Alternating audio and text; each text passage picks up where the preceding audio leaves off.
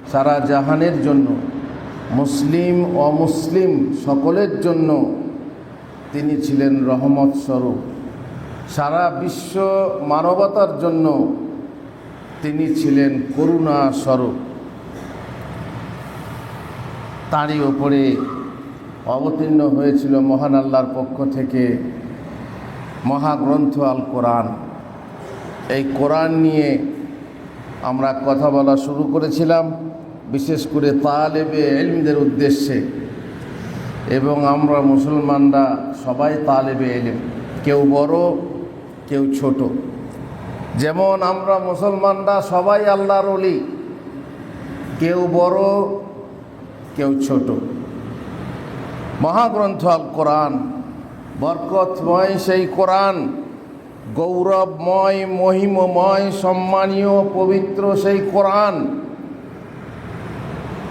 কোরআন যখন আল্লাহর পক্ষ থেকে, রবের পক্ষ থেকে, তখন স্বতঃস্ফূর্তভাবেই মুসলিম তার প্রতি সম্মান ও আদব প্রদর্শন অবশ্যই করবেই।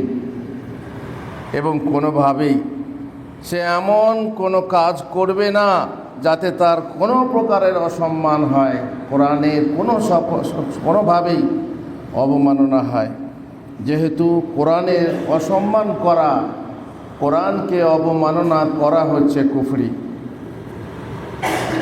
তবে হ্যাঁ, ইচ্ছা করে তো কেউ করবে না, ইচ্ছা করে কোরআনকে অপমান কেউ করবে না।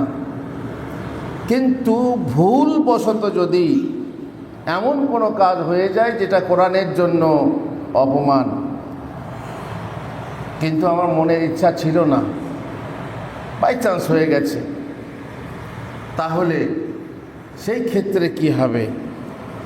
অনিচ্ছাকৃতভাবে যদি ঘটে যায় এমন কাজ যাতে কোরআনের অসম্মান হয়, ইনশাআল্লাহ আল্লাহর কাছে তা ধর্তব্য নয়, আল্লাহ ধরবেন না ইনশাআল্লাহ। যেহেতু মহান প্রতিপালক আমাদেরকে শিখিয়েছেন, রব্বানা লা তুআখিযনা ইন নাসিনা আও আখতানা, হে আমাদের প্রতিপালক, যদি আমরা বিস্মৃত হই অথবা ভুল করি, বিস্মৃত হই, মনে নেই যে ওখানে কোরআন আছে, সেখানে আমার পা লেগে গেল, ভুল করে আমার পাটা লেগে গেল, তাহলে তুমি আমাদেরকে অপরাধী করো না। ভুল করে, যেটা বিস্মিত হয়ে ভুল করে ফেলেছি, মনের ভুলে করে ফেলেছি, আল্লাহ তুমি আমাদেরকে ক্ষমা করো। এমনকি রোজার দিনেও আপনারা জানেন, ভুল করে যদি কেউ খেতে শুরু করে দেয়, মনে পড়ার সাথে সাথে সে যদি খাবার ফেলে দেয়, তার রোজার ক্ষতি হয় না। আর আল্লাহ তাআলা এই প্রার্থনা মঞ্জুরও করেছেন আমাদের।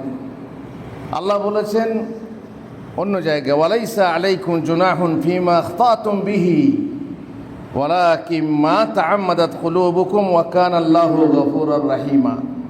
যে বিষয়ে তোমরা ভুল করো সে বিষয়ে তোমাদের কোনো অপরাধ নেই, দোষ নেই, কিন্তু তোমাদের আন্তরিক ইচ্ছা থাকলে তাতে অপরাধ আছে।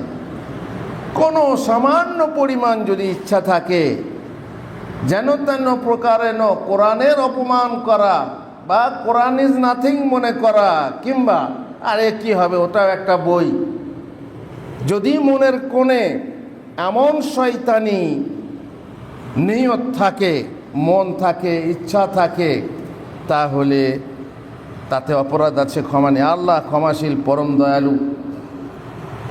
মহানবী সাল্লাল্লাহু আলাইহি ওয়াসাল্লাম বলেছেন, ইন্নাল্লাহ আযজা ওয়া জাল ওয়াদাআ আন উম্মতি আল খাতা ওয়ান নিসয়ান ওয়া মাসতুকরিহু আলাইহি। নিশ্চয়ই মহান আল্লাহ আমাদের উম্মতের ভুল, বিস্মৃতি এবং যার উপর তাকে নিরুপায় করা হয়, বাধ্য করা হয়, বল এটা বল, না হয় তাকে মেরে দেবো, জোর করে যদি কুফরি করানো হয়, কুফরি বাক্য বলানো হয়, আল্লাহ তাআলা ধরবেন না। ইল্লা মান উকরিহা ওয়া কলবুহু মুতমাইন্নুম বিল ঈমান। ঈমান বুকে থাকে, মুখে যদি তুমি যদি আমাকে ঈমান বিরোধী কিছু কথা বলতে বাধ্য করো, আমি যদি বলতে বাধ্য হই, জান বাঁচানো যদি ফরজ হয়, তাহলে আল্লাহ ধরবেন না।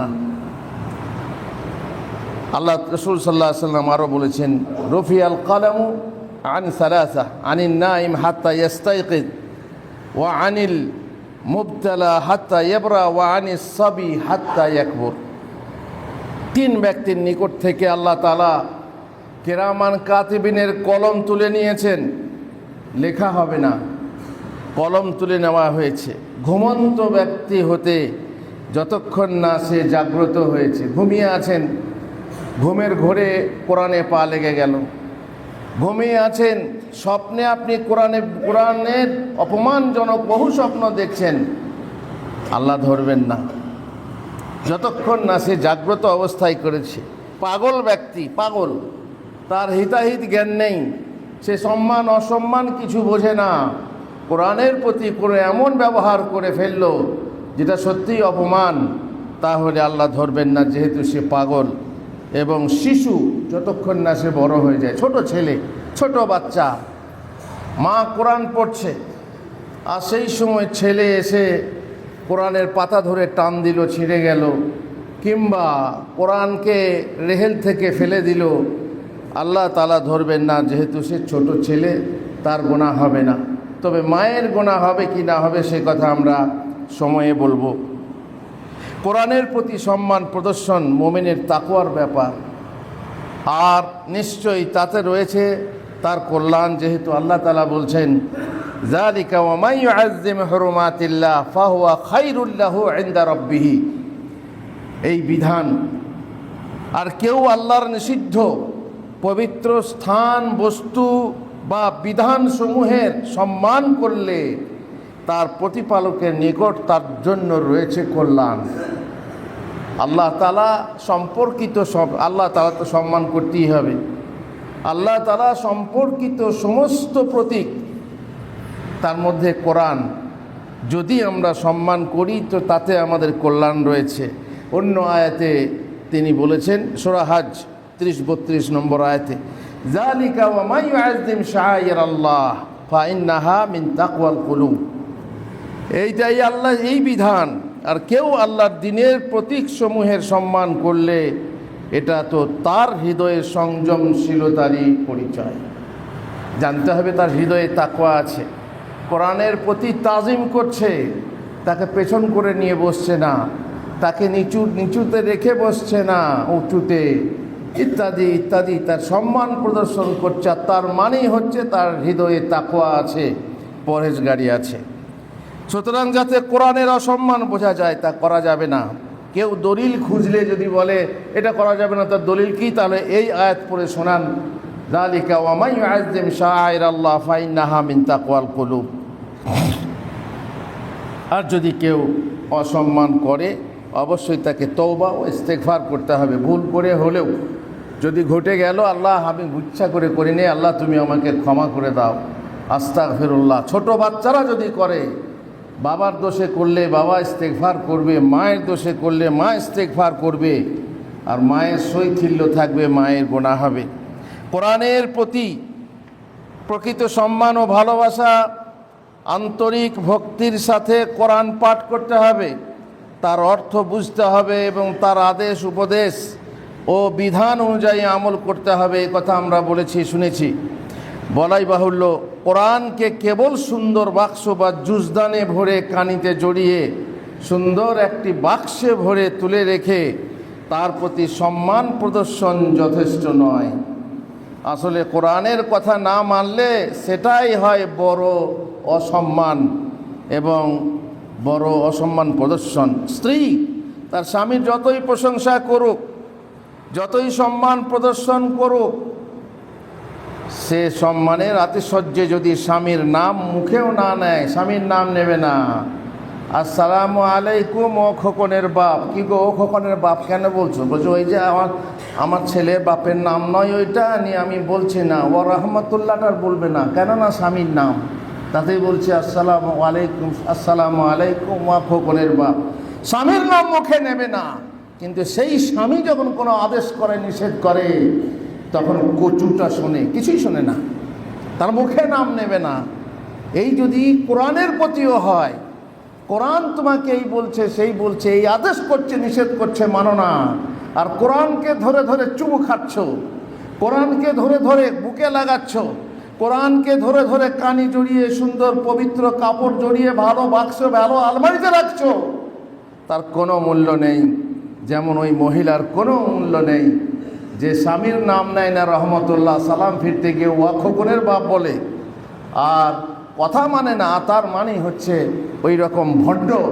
এই ভণ্ডামি আল্লাহ নিশ্চয়ই জানেন। অতএব আপনার আমার কর্তব্য কোরআনের যথার্থ কদর ও সম্মান করা, যথার্থ কদর করা। বাহ্যিক ও আনুষ্ঠানিক সম্মান ফলপ্রসূ নয়, এই প্রদর্শন কোনো উপকারী নয়। কোরআনের কসম খাওয়া, আপনি নিশ্চয়ই কোরআনকে সম্মান করেন বলেই কোরআনের কসম আপনি খান। দেখুন, কোরআন আমাদের দেশে কোরআনকে বলা হয় সাধারণত ওই যে কোরআন, কাগজের কোরআন রাখা আছে, এই কাগজের গ্রন্থকে আমরা কোরআন বলি, কিন্তু সব আরবের লোকেরা কোরআন একে বলে না। কোরআন হচ্ছে আল্লাহর বাণী। এই গ্রন্থ যাতে কোরআন লেখা আছে, এই কাগজগুলোতে কোরআন ছাপা আছে, তাহলে এই কাগজগুলোর নাম কি? এই গ্রন্থনার বা এই গ্রন্থের নাম কি? ওরা বলে মুসহাফ। আমাদের দেশে অপ্রচলিত বলে আমরা কেউ জানি না যে কে মুসহাফ বলে। আমাদের ওরা কোরআন জিপ কোরআন, জিপ কোরআন বলবে না, কি বলবে? জিপ মুসহাফ।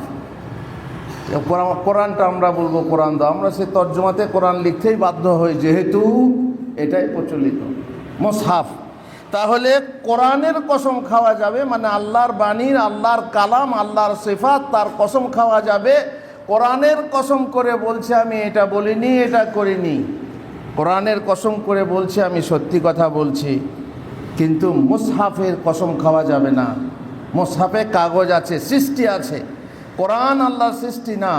আর এই যে মুসহাফ, ওখানে কাগজ আছে, চামড়া আছে, কালি আছে, এসব হচ্ছে আল্লাহর সৃষ্টি, তার কসম খাওয়া যাবে না, সৃষ্টির কসম খাওয়া যাবে না। এই জন্যে কোরআন ধরে কসম খাওয়া, এইভাবে কোরআন ধরে কসম খায়। আমাদের কোর্টগুলোতে কোরআন হাতে রাখিয়ে কসম খায়, যাহা বলিব সত্য বলিব, সত্য বই মিথ্যা বলিব না। এই কোরআন ধরিয়ে শপথ করানো হয়, এটা নিয়ম না। নিয়ম হচ্ছে মুখে বলবে আল্লাহর কসম করে বলছি, বা কোরআনের কসম করে বলছে আমি সত্য বই মিথ্যা বলিব না। এইভাবে কোরআনের সম্মান রক্ষার জন্য কোরআন কসম করলে আবার কসম ভাঙলে হবে না। কোরআনের কসম খেয়ে মিথ্যা কসম খেলে হবে না, তাহলে আবার কোরআনের সম্মান দেওয়া হবে না। কোরআন কসম করছো, এটা তাজিম। আর কোরআনের কসম করে কসম রাখছো, ভঙ্গ করছো না, সেটাও কোরআনের সম্মান, কোরআনের তাজিম। অতএব খুব সাবধান, যেহেতু কোরআন হচ্ছে আল্লাহর বাণী আর তা হচ্ছে আল্লাহর সিফাত। আর তবে যেমন বললাম, হাতে নিয়ে মাথায় নিয়ে কসম খাওয়া এটা মোটেই সঠিক না। কোরআনকে সুসজ্জিত করা, কোরআনকে সুসজ্জিত করবেন, তার ভালো গিলাফ লাগাবেন, এটা কি তাজিমের অন্তর্ভুক্ত? কোরআনের গিলাফ বা কভার পেজকে নানা রকম নকশা দিয়ে সুসজ্জিত করা, অথবা প্রত্যেক পেজের বর্ডারকে ফুল বা নকশা দ্বারা চিত্রিত করা। যেমন আমাদের ছাপা কোরআনগুলো, যেগুলো একটু দাম বেশি, সেগুলো দেখেছেন কত সুন্দর করে ছাপা থাকে, সোনালি অক্ষর দিয়ে ছাপা থাকে, সোনা চাঁদি দিয়ে রূপ করা, অথবা কোরআনের অক্ষর আদিকে সোনা দিয়ে লেখা। যেমন আরব দেশে আছে, তাদের পয়সার অভাব নেই, তারা রাজা বাদশারা কেউ কেউ সোনার অক্ষরে, সোনার অক্ষরে মানে সোনা দিয়ে, সোনার কালি দিয়ে লিখেছে। এগুলো কি বাড়াবাড়ি, নাকি কোরআনের সম্মান করা হয়? এ নিয়ে বিতর্ক রয়েছে আলেমদের মাঝে। এটা তাজিমে অতিরঞ্জন এবং খরচে অপচয়। তাছাড়া তা সাহাবার যুগে ছিল না কোরআন, সুতরাং তা অবৈধ। সাহাবাদের তুলনায় কোরআনকে বেশি ভালো কেউ বাঁচতে পারে না, সুতরাং তারা যখন করেননি আমরা সেটা করতে পারি না। অনেকে বলেছেন তাজিম প্রকাশে বৈধ, অনেকে বলেছেন কভার পেজকে স্বর্ণ বা রৌপ্য দিয়ে অলঙ্কিত করা বৈধ, অক্ষরকে নয়। সুতরাং আল্লাহ ভালো জানেন এটা বাড়াবাড়ি কি না।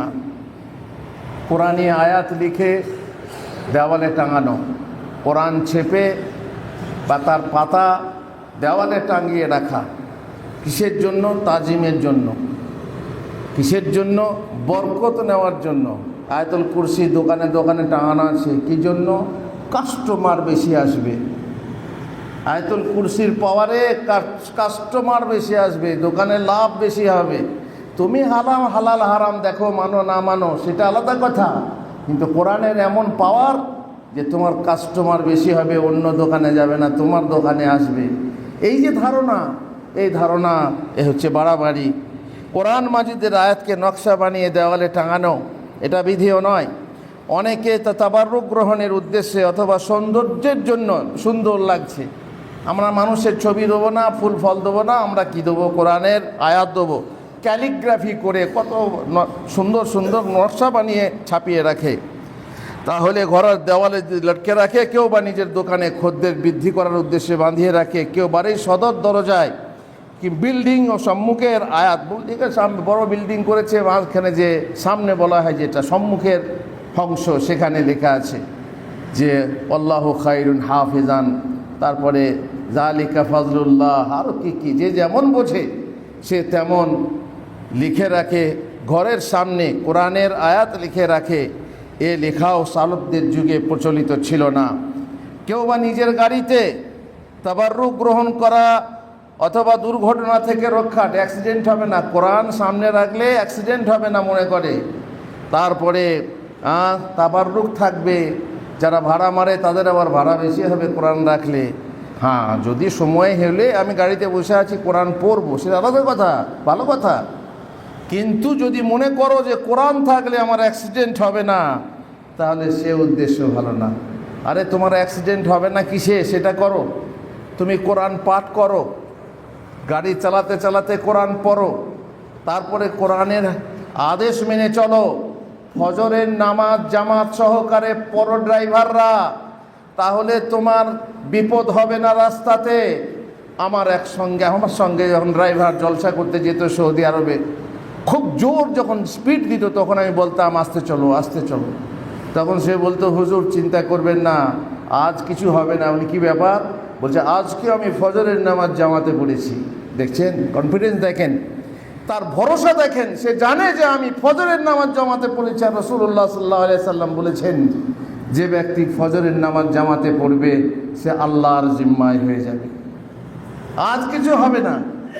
আর তার মানেই হচ্ছে এরকম যদি তুমি ভরসা রাখো তাহলে রাখতে পারো।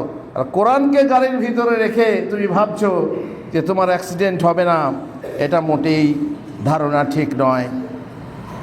কোরআনি আয়াত বাড়ি অথবা মসজিদের দেওয়ালে লেখা, মসজিদের দেওয়ালে লেখা থাকবে, দেখবেন অনেকে যা আল হক ওয়া যাহাকাল বাতিল, তার কেউ লিখে লা ইলাহা ইল্লাল্লাহ মুহাম্মাদুর রাসূলুল্লাহ, আরও অনেক কিছু মসজিদেও লেখার রীতি রয়েছে। মদিনাতেও আছে, মক্কাতে আছে, মদিনাতে আছে বলে দেখে। কিন্তু মদিনায় যারা করেছিল তারা কি দলিল দিয়ে করেছিল না নিয়ে করেছিল?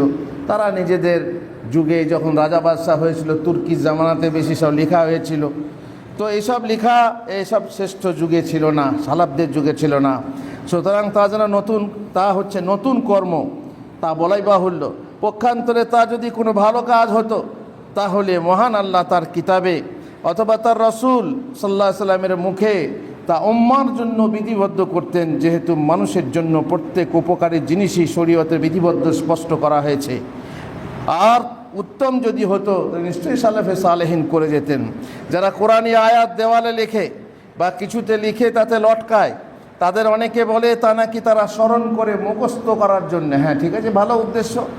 তুমি এক মজলিসে প্রায় বেশিরভাগ সময় ওখানে বসে থাকো, তো বসে থাকার সময় যদি কোরআনে দেওয়ালে লেখা আছে, লেখাটা পড়ে পড়ে তুমি সেই অংশটা মুখস্থ করবে, তাহলে আলাদা কথা। কিংবা উপদেশ গ্রহণ করবে, তাহলে আলাদা কথা। সে উদ্দেশ্য যদি সত্য হয় তাহলে বলা যায় কোরআন উপদেশের জন্যই অবতীর্ণ হয়েছে, গ্রহণের জন্যই মানে অবতীর্ণ হয়েছে। তুমি করছো, তুমি ভালো করছো, এ পর্যন্ত ঠিক আছে। কিন্তু নকশা করা, সৌন্দর্য খচিত করা, এ তোমার জন্য অনুমতি দেওয়া হয়নি। অনেকে বলে নকশা খচিত করে লেখাতে তাদের উদ্দেশ্য হলো মহান আল্লাহর বাণীকে সম্মান দেওয়া, বর্ণনাতে সুন্দর বাণীকে অতি সুন্দর করে লিখে তার প্রতি তাজিম প্রকাশ করা। কিন্তু তাজিম ও সম্মান প্রকাশের এমন পদ্ধতি, যে পদ্ধতি মহানবী সাল্লাল্লাহু আলাইহি সাল্লামের যুগে ছিল না, তাই কোরআনের প্রতি তাজিম তারা এইভাবে প্রকাশ করেননি। তা করা ভালো হলে তারা নিশ্চয়ই করে যেতেন। তাহলে আমরা সেটা করতে পারি না। আল্লাহ আমাদেরকে হেদায়েত করুন। আল্লাহুম্মা আমিন। বারাকাল্লাহু লি ওয়া লাকুম ফিল কোরআনিল আযীম। নাফা'নি ওয়া ইয়্যাকুম বিল আয়াতি ওয়া যিকরিল হাকীম। ইন্নাহু তাআলা জাওয়াদুন কারীমুম মালিকুম বারুর রাউফুর রাহিম।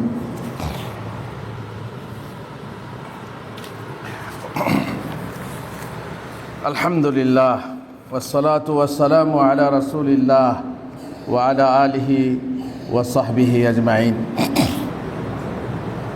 আমরা নিশ্চয়ই বুঝতে পারছি যে কোরআনের আসল বরকত ঘরে টাঙিয়ে রাখাতে নয়। কোরআনের আসল বরকত হচ্ছে কোরআন তেলাওয়াত করা, তার উপরে মানে বুঝে আমল করাতে। প্রদর্শনী কক্ষের মতো তা লিখে বা লটকে রেখে নয়। অনেকের উদ্দেশ্য তার মাধ্যমে মঙ্গল আনয়ন অমঙ্গল দূরীভূত করা, কিন্তু তার জন্য কোরআন তেলাওয়াত করতে হয়। তাবিজ আকারে ব্যবহার করলে বা দেওয়ালে লিখতে হয় না। যেমন উক্ত উদ্দেশ্যে অনেকে আয়াতুল কুরসি লিখে রাখে। রাসূলুল্লাহ সাল্লাল্লাহু আলাইহি ওয়াসাল্লাম বলেছেন, লা তাজআলু বুয়ুতাকুম মাকাবির ইন্নাশ শাইতানা ইয়ানফিরু মিনাল বাইতিল্লাযী তুকরাউ ফীহি সূরাতুল বাকারা। তুমি ঘরকে বাঁধতে চাও, ঘর বাঁধে, ঘর বন্ধ করে। জি, কিসের বন্ধ করে? দরজা খোলা আছে, বেপর্দা, পর্দা ঝোলানো আছে, বউ বেটি বেপর্দা, তাহলে তুই বন্ধ করতে করলে? বলছে শয়তান আসবে না। কোরআন মানে তারা এমনভাবে ঘর বন্ধ করে, এ ঘরে ও কোণে এ কোণে ভাঁড় পুঁতে আরও কিছু করে বলে আসবে না। তা উপর দিকটা কী করে বন্ধ করবে? বলছে না, উপর দিকে আসবে না। কেন শয়তান উপর দিকে আসতে পারবে না? মোট কথা এই যে এদের মতো যারা ঘর বন্ধ করে, যাদেরকে পয়সা দিয়ে জানেন ডাহাতে বাঁচার জন্য, আর মনে যে শিরকের বাসা, মনের ভেতরে শিরকের বাসা তো হবেই, মনেই হবে। সব কিছুতেই সে মানে মনে হবে যেন আমাকে মারতে আসছে, আমার বরকত হচ্ছে না, আমার লাভ হচ্ছে না, আমার অসুখ ছাড়ছে না, নিশ্চয়ই কিছু হয়েছে। তখন কেউ ফুস মন্ত্র দিল, গো হাওয়া হাওয়া, তুমি কবিরাজ দেখাও, ওই মৌলবি দেখো, হুজুরকে ডাকো, নিয়ে ঘর বন্ধ করো, আয়না গেটে দাও, তাবিজ লিখে দাও, দরজায় দরজায় ভাঁড় পুঁতে দাও, তাহলে দেখবে ঘরে বরকত, ঘরে ধন ধন করে ধান আসবে, ঘরে সোনা আসবে, ঝনঝন করে সোনার খালি চাকি পড়বে, টাকা পড়বে, আর বরকতে ভর্তি হয়ে যাবে। আর তাই হচ্ছে অনেকের হয়েও যায়, অনেকের হয়ে যায় বলে এটা নয়, এটা কাকতালীয় ব্যাপার, হয়ে গেছে, এটা বাই চান্স। ওইটা করেছে বলে এটা হয়েছে, এটা হতে পারে না। সুতরাং আল্লাহ রাসূল সাল্লাল্লাহু আলাইহি ওয়াসাল্লাম যেভাবে বলেছে সেইভাবে ঘর বন্ধ করো। রাসূলুল্লাহ সাল্লাল্লাহু আলাইহি ওয়াসাল্লাম বলেছেন, লা তাজআলু বুয়ুতাকুম মাকাবির, তোমাদের ঘরকে কবর বানিয়ে নিও না। ইন্নাশ শাইতানা ইয়ানফিরু মিনাল বাইতিল্লাযী তুকরাউ ফীহি সূরাতুল বাকারা। এ মহিলারা শোনো, রাসূলুল্লাহ সাল্লাল্লাহু আলাইহি ওয়াসাল্লাম বলেছেন, যে ঘরে সূরা বাকারা তেলাওয়াত করা হয় সে ঘর থেকে শয়তান পালিয়ে যায়, শয়তান সেখানে জায়গা পায় না। বিসমিল্লাহ বলে দরজা বন্ধ করে ঘর ঢোকো, শয়তান সে ঘরে জায়গা পাবে না। বিসমিল্লাহ বলে খাবার খাও, শয়তান সে ঘরে রাত কাটাবে না। আর মহিলারা শোনো, যখন তুমি ঘুমাবার জন্য, মহিলারা না পুরুষরাও ঘুমাবার জন্য বিছানায় যাবে, তখন আয়াতুল কুরসি পাঠ করে ঘুমাবে, তাহলে তোমার জন্য আল্লাহর পক্ষ থেকে একজন রক্ষক নিযুক্ত হবে, আর সকাল পর্যন্ত তোমার কাছে শয়তান আসতে পারবে না। আর একটা হচ্ছে যে সূরা বাকারার শেষ 2 আয়াত শোবার সময় বা শুয়ে পাঠ করবে, আমানার রাসূলু থেকে শেষ পর্যন্ত পাঠ করবে, তাহলে এক রাত একদিন তো বটে, আরও 3 দিন অতিরিক্ত তোমার ঘরে শয়তান আসবে না। ঘর এইভাবে বন্ধ করো। শয়তান থেকে বন্ধ করলে, শয়তানকে যে সৃষ্টি করেছেন, শয়তানকে যিনি ছেড়ে রেখেছেন, তার কাছে শিখতে হবে যে কিভাবে ওকে বন্ধ করা যায়। আপনি অমকের কথা শুনে আপনি শয়তানকে বন্ধ করবেন, এটা আপনার বৃথা চেষ্টা তৃষ্ণা নিবারণের। অতএব হয় না, এভাবে হয় না। যাক, কথা অনেক আছে, টাইম শেষ হয়ে গেছে। আল্লাহ তাআলা আমাদেরকে তৌফিক দেন। আরও অনেক কথা আছে, ইনশাআল্লাহ আগামী জুমাতে আবার আপনাদের সামনে রাখবো, যদি কোনো কাজে লাগে। যদি আল্লাহ আমাদের হৃদয়কে উন্মুক্ত করেন, যদি আমাদের মা বোনদের হৃদয়কে উন্মুক্ত করেন, কোরআন বুঝে পড়ার তৌফিক লাভ করেন। কোরআন শুধু তেলাওয়াত করলে হবে না, আমি মানা করছি না তেলাওয়াত করতে, একটা বাংলা কোরআন দেখে আল্লাহ তাআলা কি বলেছেন সেটা বোঝার চেষ্টা করুন, তাহলেই কাজে দেবে, তাহলেই আপনার সংসারে বরকত আসবে, তাহলেই আপনি বুঝতে পারবেন যে আপনার উপকার হচ্ছে। তাছাড়া শুধু মৌলবীদের উপরে ভরসা করে খুট করে কিছু হলেই অমুক মৌলবীকে ডেকে নিয়ে এসে ঘর বন্ধ করে দেবে, আর তাহলেই শয়তান বন্ধ হয়ে যাবে। আর তোমরা যদি নিজের কানে তালা লাগিয়ে রাখো, কোরআনকে ঠিকমতো প্রয়োগ না করো, আর ভাবছো বরকত আসবে, এ ধারণা ভুল। এ বাস হচ্ছে মূর্খের স্বর্গে বাস। আল্লাহ আমাদেরকে রক্ষা করুন। আল্লাহুম্মা সাল্লি আলা মুহাম্মদ ওয়া আলা আলি মুহাম্মদ।